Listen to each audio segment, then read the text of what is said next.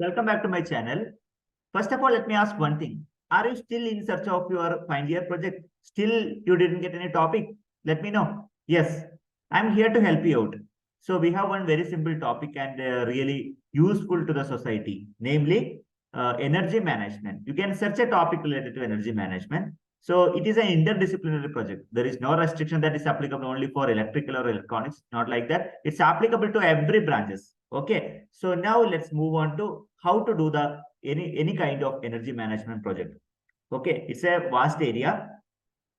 What you can do is you need to select the specific aspects, identify some technology in that.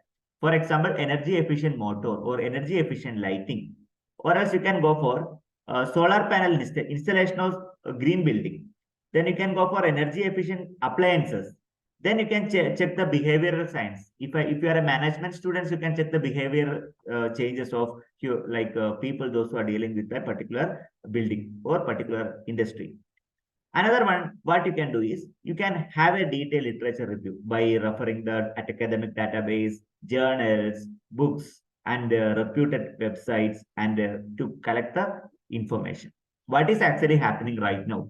How much amount of energy has been wasted?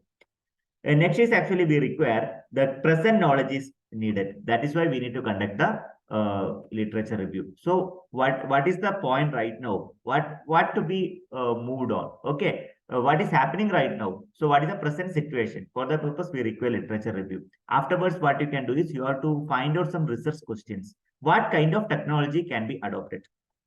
Similarly, how the smart building has to be implemented. So what are the economic constraints for implementation of smart buildings? These are the points you have to keep in your mind. Another one is actually methods. How will you complete the project? Okay, the one idea I will tell you.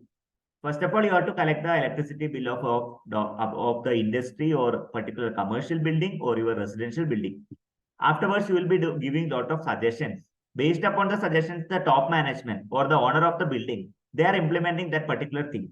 Then you will monitor what is the scenario before implementation of energy management, what is the scenario after the implementation. Then comparison. It's a comparative study. It becomes a comparative study.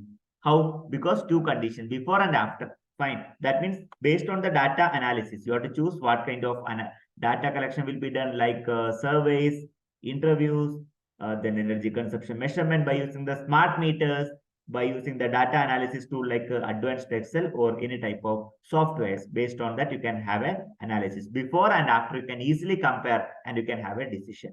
Next is data collection, like it may be primary data or secondary data. Some data are already available that you can select. Otherwise, you can go for like conducting interview, installing and monitoring the energy measurement devices, then gathering the energy efficient technology. Those things can be done. Fine. It is up to you that you have to decide. In the coming video, I'm going to show you what are the different type of topics, specific topic I'm going to explain. So you have to identify the specific technology, energy efficient lighting. Then cost and funding you have to compute. Have a break-even analysis, BEP. Break-even point and break-even analysis. Break-even analysis. Then the installation and maintenance procedure, expected energy savings and environmental benefit. That you can have a forecasting after implementation of the energy efficient technology. What could be the saving that you can calculate? So that is your findings, understanding.